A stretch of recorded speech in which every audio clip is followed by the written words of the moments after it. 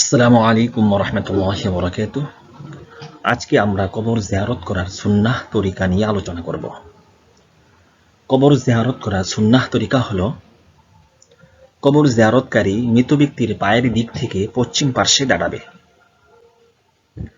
এরপর মৃত ব্যক্তির চেহারামুখী হবে। মৃত ব্যক্তির চেহারামুখী হয়ে তারপর তাকে সালাম দিবে।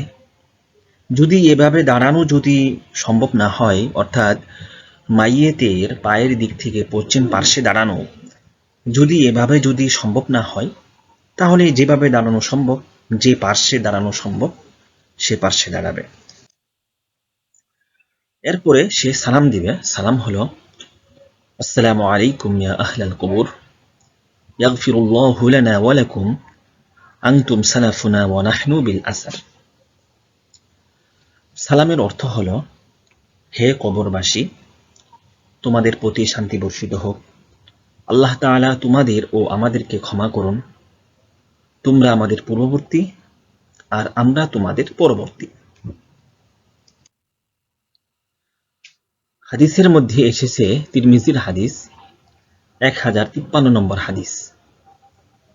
ইবনে আব্বাস রাদিয়াল্লাহু তাআলা আনহু থেকে বর্ণিত, তিনি বলেন, রাসূলুল্লাহ সাল্লাল্লাহু আলাইহি ওয়াসাল্লাম মদিনার কবর সমূহের পাশ দিয়ে অতিক্রম হচ্ছিলেন।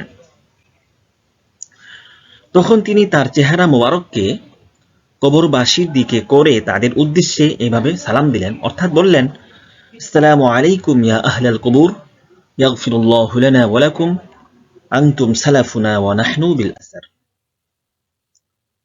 এরপরে কুরআন তেলাওয়াত করবে। দুরূদ শরীফ, কুরআন তেলাওয়াত, ইরসালে সওয়াব।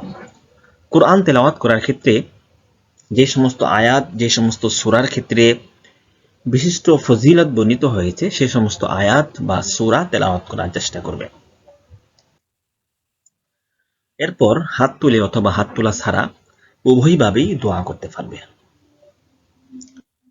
যদি হাত তুলে দোয়া করে, তাহলে সে কোন দিকে দাঁড়াবে? যদি সে হাত তুলে দোয়া করে, তাহলে কিবলামুখী হয়ে দোয়া করবে, কবরের দিক থেকে মুখ ফিরিয়ে নিবে। কারণ হলো যে, সে যদি কবরের দিকে মুখ করে দোয়া করে, তাহলে এক্ষেত্রে কবরের কাছ থেকে কিছু চাওয়ার সাদৃশ্য হয়ে যায়, কবর পূজা করার সাদৃশ্য হয়ে যায়। এই সাদৃশ্য হওয়া থেকে বেঁচে থাকার জন্য সে কবরের দিক থেকে মুখ ফিরিয়ে নিয়ে কিবলামুখী হয়ে দোয়া করবে।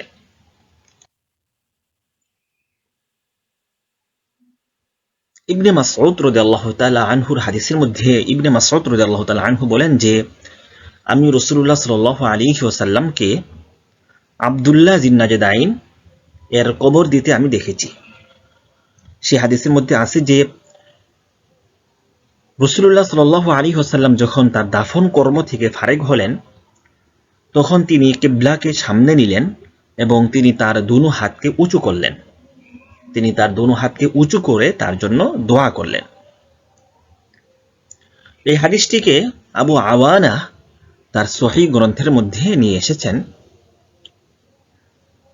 এটা আর এই ইবারতটা আখরাজাহু আবু আওয়ানা ফি সহিহি, এটা ফাতহুল বারীতে রয়েছে। ফাতহুল বারীতে এর রেফারেন্স দেওয়া আছে যে, এই হাদিসটাকে আবু আওয়ানা তার সহিহের মধ্যে নিয়ে এসেছেন। কবর জিয়ারত করার উদ্দেশ্য। কবর জিয়ারত করার মাধ্যমে আল্লাহ রাসূল সাল্লাল্লাহু আলাইহি ওয়াসাল্লাম কবর জিয়ারত করতে বলেছেন। কারণ হলো যে, কবর জিয়ারত করলে মানুষের হৃদয় নরম হয় এবং এই কবরটা মানুষকে আখিরাতের কথা স্মরণ করিয়ে দেয়। আল্লাহ তাআলা আমাদেরকে সঠিকভাবে আমল করা তৌফিক দান করুক এবং সুন্নাহ মোতাবেক কবর জিয়ারত করা তৌফিক দান করুন। আমিন।